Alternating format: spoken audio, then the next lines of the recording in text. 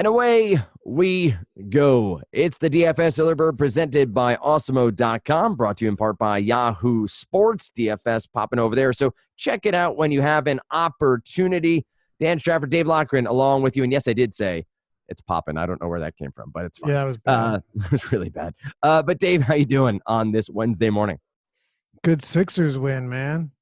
Beat the bricks off them. And the Phillies have seemingly forgotten how to play baseball. So that's where I'm at on the home teams.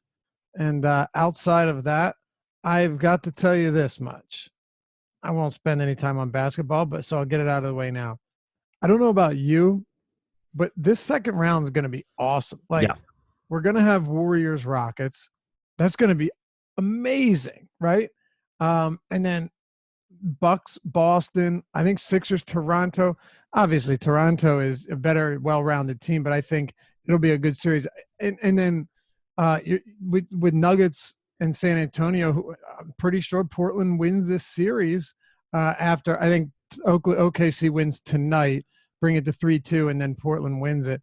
But I'm excited for all of these round twos, particularly Golden State, Houston. To me, that's must-watch TV. If the Nuggets get past San Antonio, which I think they will, Nuggets Trailblazers is going to be a hell of a lot of fun too.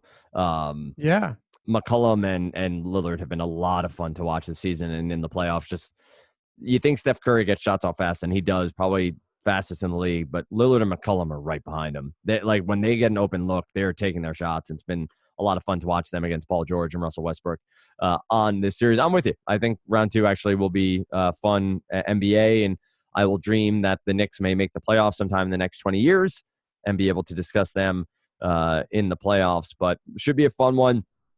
I will say your Phillies may have forgotten to hit, but at least they don't run out a lineup of LeMahieu, Voit, Gardner, Torres, Mike Ford, Tauchman, Romine, Estrada, and Tyler Wade at present. They don't have a choice. Amazing. When you're waiting for Miguel Undujar to come back as your saving grace, you know things are bad. Let's dive in. We're going to go to pitchers first, and we'll focus on pitching mainly. We'll talk about some hitters. We're going to look at the early slate only. You get our podcast, then you get the MLB strategy show. And do we have a live before lock or deep dive for early slates on Wednesday? I've not seen that. Is it the strategy show that takes care of the early slate? Yeah, strategy show. Okay. And the early bird right here. So you get, I believe you get Adam and Josh. You know, Adam is looking at apartments. Congrats for Adam. Wow. Actually, moving out, huh? He's not going to buy a new laptop, so he's just going to move out. He's good for him, man. He's going to get a new internet service provider and a new apartment, but won't get a new laptop. So it's fine. Time has finally come. He's grown up before our eyes, Luffy. That's Let's something. Dive in here as we get the Snellivator back off his toe injury against Kansas City. He is 10-4 on DraftKings. Looked up his price on FanDuel momentarily. Paddock at 9-9 against Seattle in San Diego. Herman Marquez is 9K against the Nats. Jake Junis, Drew Pomerantz up at 7,800 against Toronto in Rogers Center, and then we can go through each from there. Top end, let's say, wow, Felix Hernandez, 7,100. Wainwright and above, 7K and above. Which are the pitchers that stand out most to you? Oh, wow. Yahoo's not doing $15 entry anymore. It's $10 entry now. Same first place prize, but $10 on the bigger guaranteed contest. Interesting. Dude, Blake Snell, to me, I just don't really understand how he's still this cheap. Yeah. Like, he should be the same price as Scherzer and DeGrom and you name it, like Verlander. He really should. I don't see any reason why he's 10-4 on DraftKings. To me, that seems kind of out of control, but I guess we'll take it, right? And on Yahoo, I'm pulling this up now. Do we have, what kind of early slate action do we have on Yahoo? We got any early slate action here? I'm sure we do, right? 7 games. Yeah, there's a 1:10 start time. Oh, it looks like they only have, okay, so they have small tournaments, but it looks like they have that's all of the games. and then they have a 9 game that starts at 4. Oh, wow. Yeah, you're right. That's a Yeah. 15 game slate, all day slate. Right. So this one here on DraftKings is 7 games that starts at 1. Blake Snell, it is really tough to get away from here. You've got a Tampa Bay or a Royals team that can. We know that they're loaded with speed, but there's also a decent amount of strikeouts, individual strikeouts in this lineup as well. I mean, if you go back to the start of last season, excuse me, again, that's what I was trying to work out for the past 30 seconds. You go back to this team since the start of last season. O'Hearn, not many plate appearances, only 52, but 37% K rate. Soler, 33%. Lucas Duda, 31%. Billy Hamilton, 26%. Hunter Dozier, 26. Maldonado, 25. Owings, 24. These are a lot of strikeouts, man. Even Mondesi at 22. The only guys here under and Alex Gordon at 22%. The only guys in this lineup with a sub 20% K rate would be Whit Merrifield and Terrence Gore, who has 8 plate appearances and likely won't be in the lineup anyway. I mean, boy, this is a tough one to ignore. And I think we're probably, I don't know how many lefties we see. I mean, hell, we knew that Jalen Beeks was the probable long reliever. He went 4 2/3 innings on Tuesday. Yep. They still rolled out Gordon, O'Hearn, and Duda in the middle of that lineup. Yep. So, worth keeping an eye on for sure. This is a high upside matchup for Snell. I mean, a really high upside matchup, and I just don't see any reason why he should be 10-4 on DraftKings. To me, that's just flat out absurdity, Dan. Royals collectively, since the start of last season, you take their active roster, 24.3% K rate against lefties. These are good numbers, man. And I think we have to, everything, in my opinion, at least, we will get to the other pitchers, has to start with Blake Snell on sites where they have this contest where you're playing him. Yeah, I would say on FanDuel, it looks like they have this is FanDuel. What are you doing to me? You have a 3-game early slate for Wednesday. Is that right? Yeah. What? I'm pulling up right now just to make sure that we're not missing something. I had DraftKings and Yahoo pulled up. I did not have FanDuel pulled up. Yeah, I mean, why can't they all get together, collaborate? We're going to make it easier for the guys on the early bird. It'd be nice, right? So we have the one early only, you have the all day, and you have the main early only. Some big contests, but it looks like a 3-game slate, right? Only 3 games. You're right, but Snell is on here, and see, he's 12K. That's where he should be. I still think he's in play there, but yeah.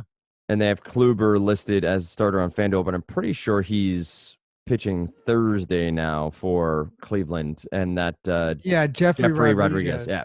So we'll try to double back to FanDuel. Obviously, Yahoo has the all-day stuff and mainly a nighttime slate over there. But I'm with you. 10-4 for Snell, especially in comparison to the rest of the slate. His price point just is too low. If you're telling me that Felix Hernandez is 7,100 against San Diego in San Diego, Blake Snell needs to be double Felix Hernandez. But he needs to be up around 12,000, 13,000 to me on this slate, and he's not. So I'm going to take the savings at 10-4 and see the upside in Snell. You read the numbers about K percentage. They're up there for the Royals, and it's going to be against left-handed pitchers. You're saying a high percentage. It's not going to change here. I like this spot a lot for Snell and think he's going to be pretty easy to start your lineup construction with. You have Paddock, Herman Marquez, Junis, Pomerantz, Alcantara. It gets ugly quick for the rest of the pitching slate, but there are some guys like a Marquez and Paddock who have talent upside, and maybe a guy like a Clay Buchholz, though talent may have left him a while ago, has a good matchup against San Francisco outside of in Rogers Center there. You have Felix in San Diego. We know there's some upside in pitching in San Diego, not the pitcher's park it once was, but still pitching neutral, if not pitching beneficial. What do you like outside of Snell? Who are the other names that stand out to you? Yeah, a few guys that we got to talk about here, and we'll get to Jeffrey Rodriguez momentarily because Kluber obviously against Miami would have been another really strong play, 9,400, which just seems absurd. I really don't care if he's had a couple bad games. I looked over his stuff before last start. Walks have been a little bit concerning, but really don't expect that to continue. And all of his pitches looked fine. I think he was just, having some bad luck. But I'll get to Rodriguez in a second. At the top of the position, and by the way, just breaking down implied run totals here, we don't have any for these games, Dan. For Tampa, Kansas City, which is fine. My guess is Kansas City has the lowest total on the slate anyway. Yep. And then Tampa against Junis. I'm not playing Junis. Actually, I have some interest in these Tampa bats. Wish Meadows was healthy, but and then we don't have one for Miami, Cleveland, probably because of the whole Kluber thing. Sandy Alcantara. So those are the only other games. Now here's what we do have as far as totals go. You've got Seattle Mariners at 3.5 against Paddock. That seems pretty low, and it was crazy to me how low it was against Margevicius too. 3.9, I think. No, 3.8. And then it jumps all the way up to 4.4. So there aren't a ton of low total teams here. One, we don't have one yet. That'll be Kansas City. They'll probably be like 3.3. I wouldn't be surprised. And then I also wouldn't be surprised to see Miami sub 4 on this one either. Cleveland also has a very good bullpen. We can talk about Paddock for a second, though. He's, obviously a guy who we know has very good stuff. Has it materialized completely thus far? Not really. He's the one big thing with him is he struggled to work deep into games, and he hasn't thrown 90. He hasn't cracked 90 pitches yet. That's not something you love to see at all. Now, he definitely has significant strikeout upside. So, that is one on the plus side. And then he also has, I guess, the matchup to me is what I don't understand, because you do have some strikeouts here, but it's not like this is a Seattle team that's been terrible or is terrible. I mean, they can definitely still hit for power.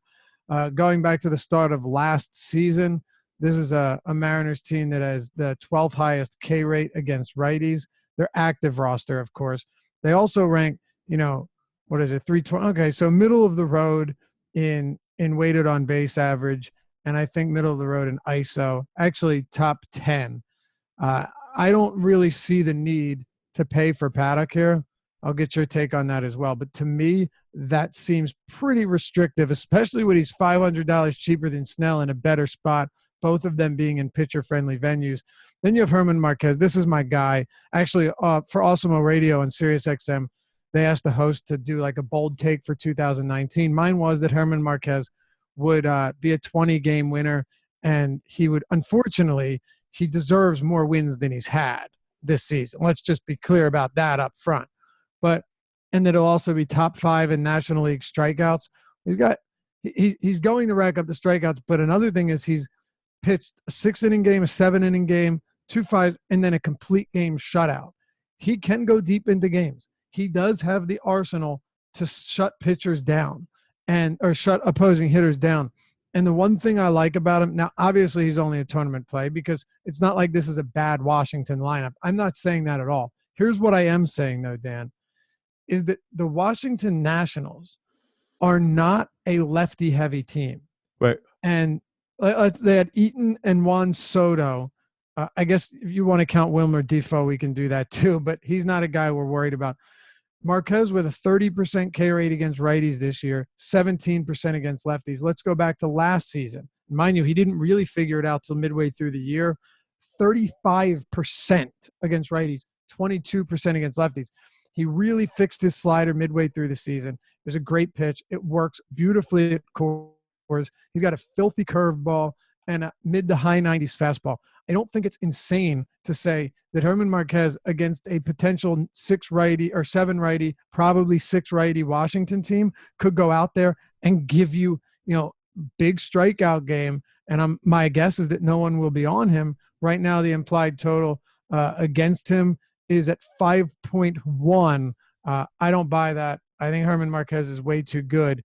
even though all of his great starts have come on the road this season, he's still really, really good. I am with you there. I think Marquez makes for a very solid option at the top end at 9K. So you have Snell and Marquez. I won't be on Paddock. You look at Seattle's numbers against righties, against lefties. They've just been mashing this year. And I will probably talk a little bit about Dan Vogelbach as a power upside guy here against Paddock as a potential play at first base, or depending on what site you're on, a utility as we go through. I have no trust in Jake Junis, none in Drew Pomerantz. Alcantara, Cleveland's struggles have been well documented. I know Lindor is back, but I don't love Alcantara here in the Jake, whatever it's called now. Is it still Progressive Field? Yeah. At Cleveland. I'm going to consider Clay Buchholz here. This is a San Francisco team that I think has some major warts, has a lineup that I don't mind targeting. They don't strike out a ton, if memory serves me right. They're 17th on the year in K percentage against right-handed pitchers. Make sure I'm looking at the right page. I am. So not the highest upside, but of all these mid-tier guys, Buchholz's matchup, I think, is the best. Are any of these standing out to you? Felix Hernandez, was it Aaron Brooks? Yeah, Aaron Brooks against the Texas Rangers. Any mid-tier guys stand out? No, not a ton, honestly. Like, I can see what you're saying with Buchholz because you're pretty much just trying to pull anyone, right? Yep. The thing with him, I don't see the strikeouts being there. You look through this lineup. It's not that they don't have a few guys that can strike out, but this is not a very high strikeout team. Mostly contact laden throughout the lineup, and even last year, he looked really great with the Diamondbacks. I think he surprised a lot of us. He still had a single-digit swinging strike rate, and I don't expect the K's to be there. If you think he can go 7 scoreless or 7 one-run innings with 4 or 5 Ks, then we could argue that there's some sense to be made in that. But I wouldn't be looking to Buchholz for a lot of upside. I simply don't see how he gets there from a swing and miss strikeout perspective. But that's kind of why I wanted to talk about Jeffrey Rodriguez, right? Like, I'm not saying that we should expect a monster performance from him, but he threw 91 pitches in the only appearance he made this season. It was a start, and it gave up 2 runs, 3 Ks, no walks, 5 and 2/3 innings against Kansas City. Against Miami, you could do so much worse than Jeffrey Rodriguez. Mm-hmm. So when it comes to do I play Buchholz or do I play Rodriguez? I'm okay taking the $700 savings. It's different though when you're looking at certain sites, because DraftKings is seemingly the only one that's running it with 7 actual early games. But Jeffrey Rodriguez is on the FanDuel 3-game slate. And you know what? Let's see if he's got to be in the player pool. They probably just don't have him probable. That's right. How much is he? He's $5,900. I don't think it's absurd, assuming that Blake Snell is going to be very popular. It's very possible that Rodriguez is too, Dan. But let's just say Blake Snell's way more popular, and your other options are Wainwright, Chessin, Junis, and Alcantara. I think you could definitely look to Rodriguez everywhere here. To me, he's always been a guy that was highly touted coming up. He just hasn't put it all together. I'm on board with it, and this is a spot that I'm likely going to go to. Before we move on, I'll just throw this at you so we understand what we're dealing with when it comes to Rodriguez. He is a hard thrower. In that one start this season, he was sitting just below 97 on his fastball. He touched 98.6. Okay, so this is he's a hard throwing guy. He's remember he was with Washington. Yep. Hard throwing righty, and he's got the 4-seamer, the 2-seamer, the curveball, and the changeup. And one of these pitches, the curveball, gets a good amount of swings and misses. That's what he's going to need here if he's going to set batters down. But it's good because he can use it against righties, a good amount of righties in this Miami lineup. And even if there weren't, I don't know if we care. Like, I honestly don't even know if it matters at this rate. but it's probable that you're going to see 7 righties in this lineup, and he's just really cheap. Where else do you look? We can talk Wainwright, but I want to get your take on someone like Rodriguez at a very cheap cost, knowing that he does have some strikeout upside. Yeah, I think he'll be pretty highly owned. I think you're talking a guy who's going to garner ownership simply Even because on FanDuel, where it's a one-pitcher site. I think so. At that price It'll point. probably be him, just all him and all Snell. Yep. But I think honestly, differentiate with bats.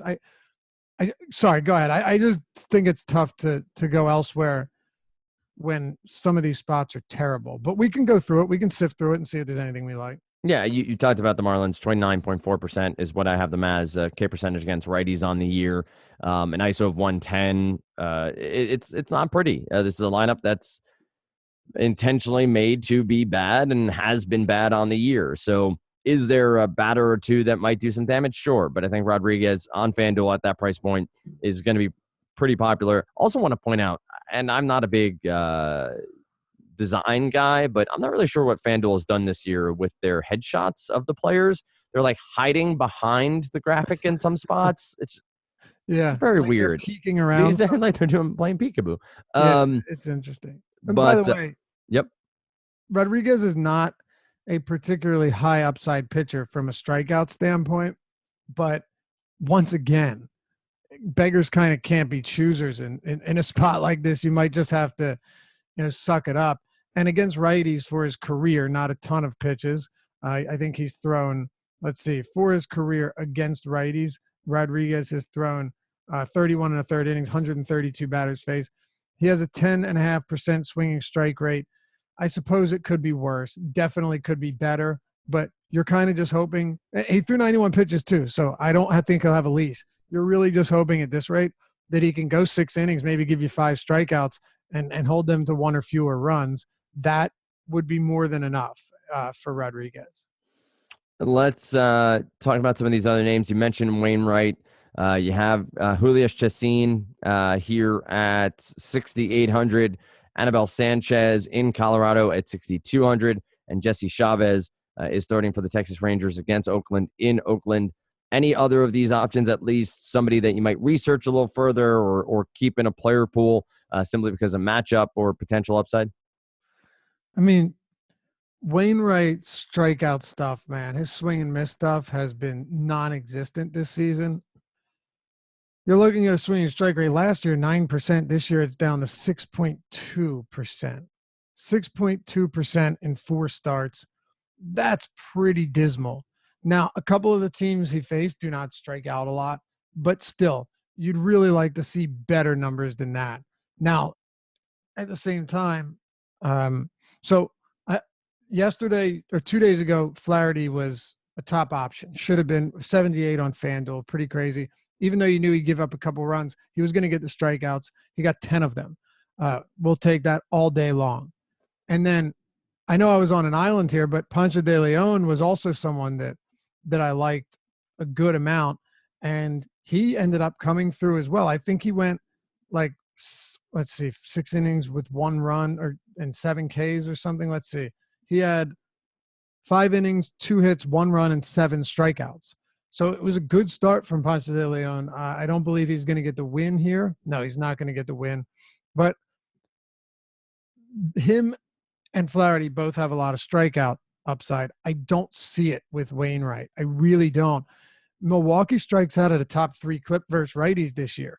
Yelich has hit all of his home runs at home inside Miller Park. Yes, that's crazy. All 13 of them. Mike Moustakas is dealing with a fractured ring finger, and he doesn't strike out. He'll be replaced with someone who does, as has been the case the past couple of days. It is a good matchup for Wainwright. It's just, is this guy even remotely capable of posting decent numbers? If you think he can and can limit the runs, then Wainwright might actually be someone that you want to take a look at. As we look through this slate, I'm not overly thrilled with the pitching. It's just going to be there's going to be a decent amount of chalk. Yeah, I think Wainwright might actually make some sense. Like, put it this way: if you're seeing ridiculous ownership, right? And this is one of those days where I don't think you should be as concerned about it because the pivots are really less enticing.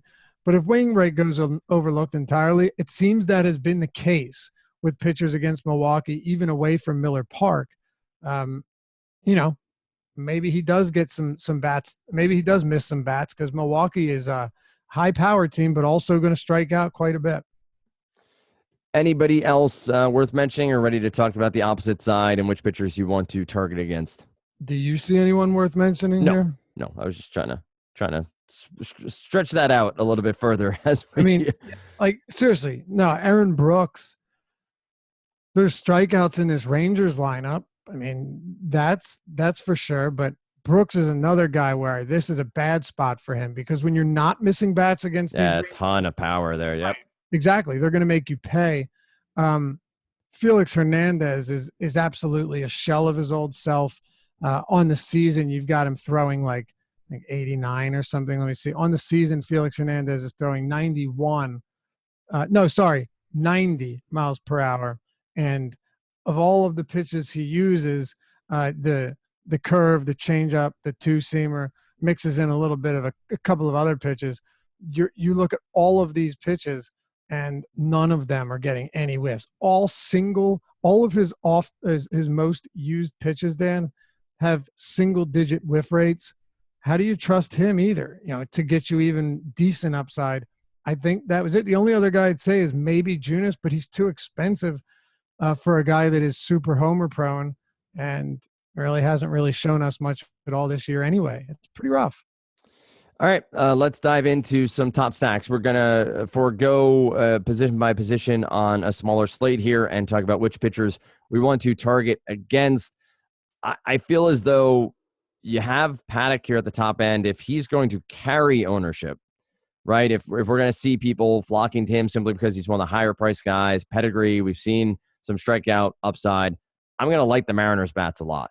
I'm going to probably go with some Vogelbach and some of the mid guys in that lineup to see if I can get some power upside against Paddock in this matchup. Is it my top play? No, but he's somebody that I'll want to target against. I want to target Pomerantz with the righty bats from Toronto. And then the bottom end, you're looking at Coors and you're looking at Washington, Colorado bats against Anibal Sanchez. What do you got as some of your top plays and some of the stacks you're looking at the most?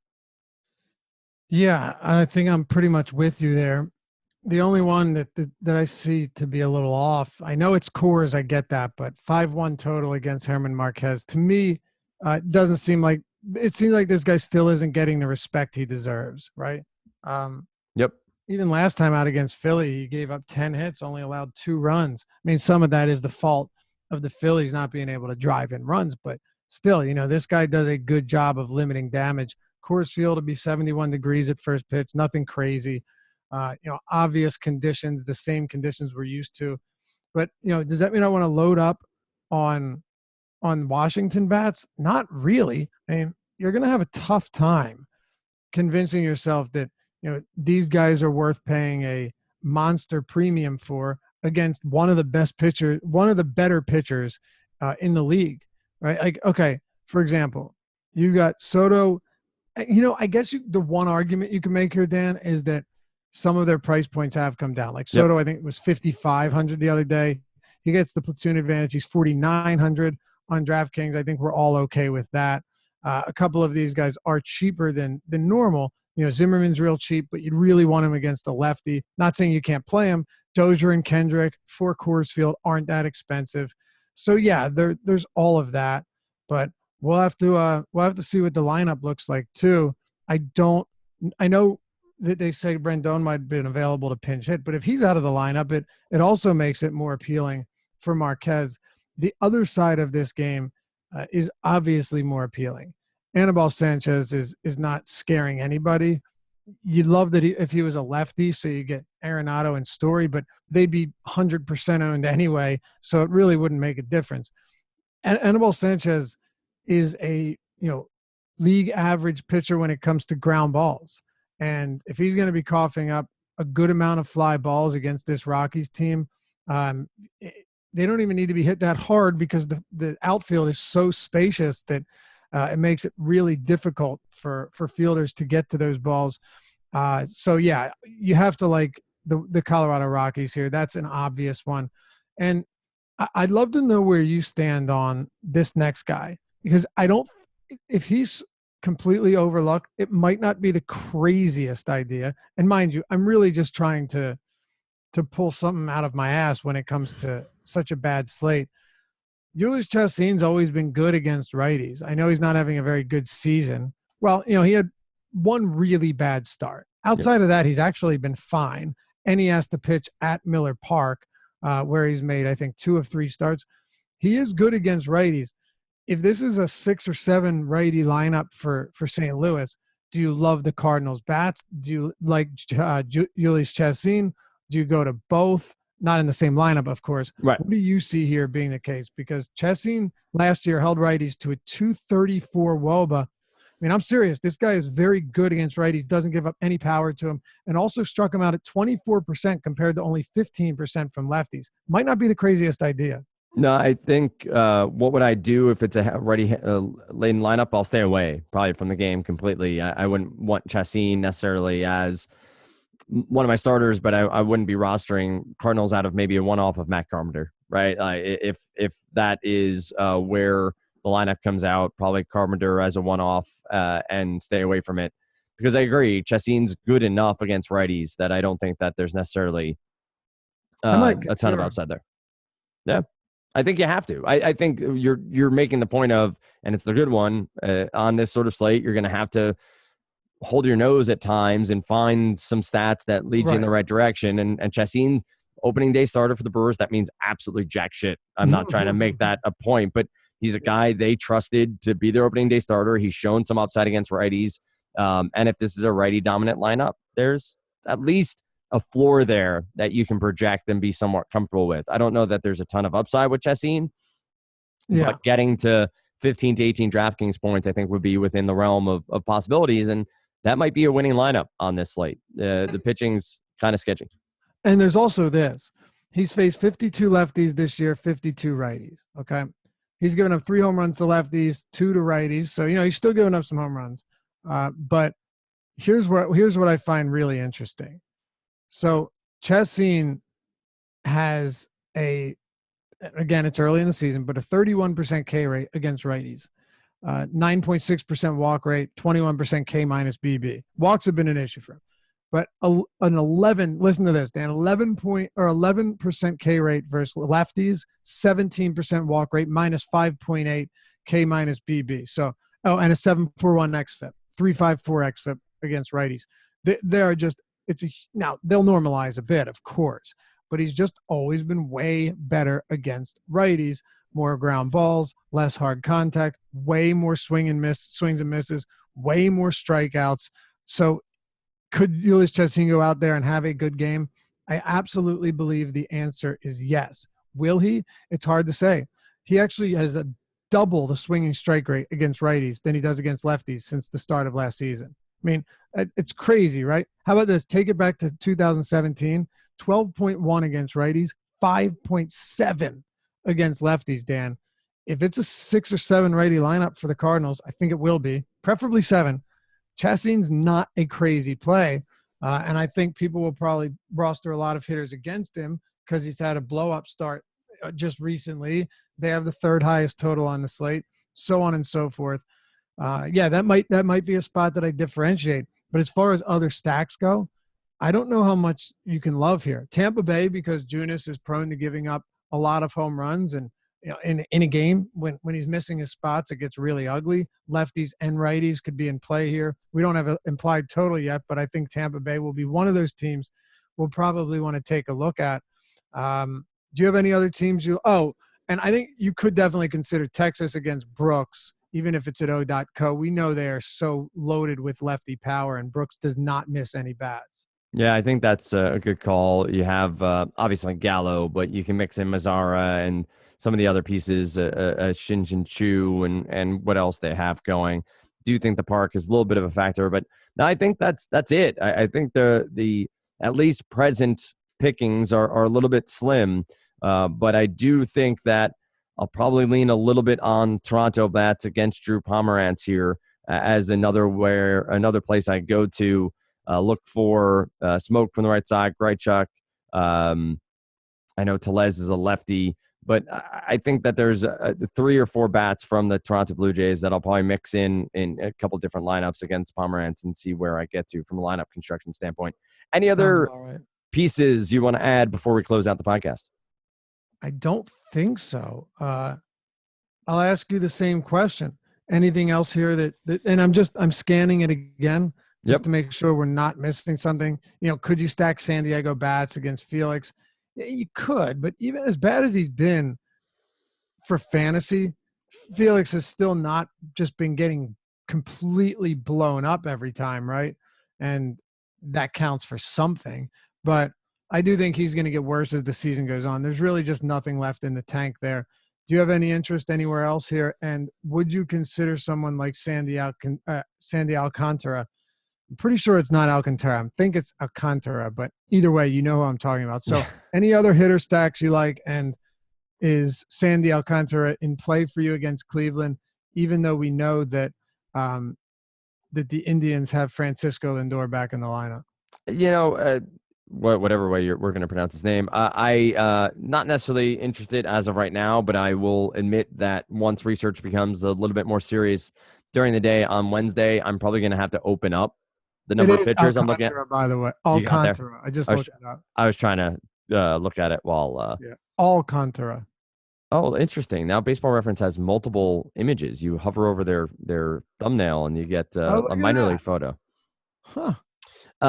Alcantara. What are we saying his name is? Alcantara. Sandy Alcantara. That's a good one. I'm going to have to open up to more pitchers. With Snell and Rodriguez probably being really, really chalk.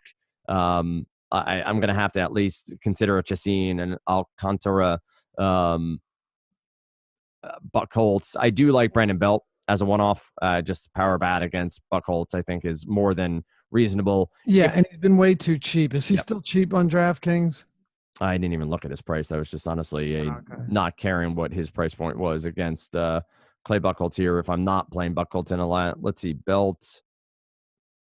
He is still 3,700. Yeah, that's insane. And he's MPE, so he has first base outfield eligibility, which helps. You could argue he's the best, point per dollar value play on the slate. So Brandon Belt will be in a lot of lineups as long as I'm not, and hell, he might even be in lineups where I play Buckholz if I think that Buckholz has enough upside outside of, and he doesn't really, but there is upside there to play both. That's gonna do it though. Find Dave on Twitter at Lofty_D, LOUGHY_D. Tune into the MLB Strategy Show for talk of the early slate, but also getting you prepped for the night slate. Dave's write-up, known as the Deep Dive, will be for the night slate. The Deeper Dive will be at 5 p.m. Typically, it's Adam and Dave. Adam's out looking for a bachelor pad, so I don't know if he's going to come back to us. Will be on the show. I talked to him. All right. So Adam will be on the show, and then you get Live Before Lock and the goodness from Emac and Josh and Spags and all the rest of the crew over there at Osmo.com. Find Dave on Twitter at Lofty_D. I said this already, but again, LOUGHY_D. Find me at Dan Strafford, and find Osmo at Osmo_com. With that said, tomorrow morning you get Emac, you get Adam right here on the DFS Early Bird.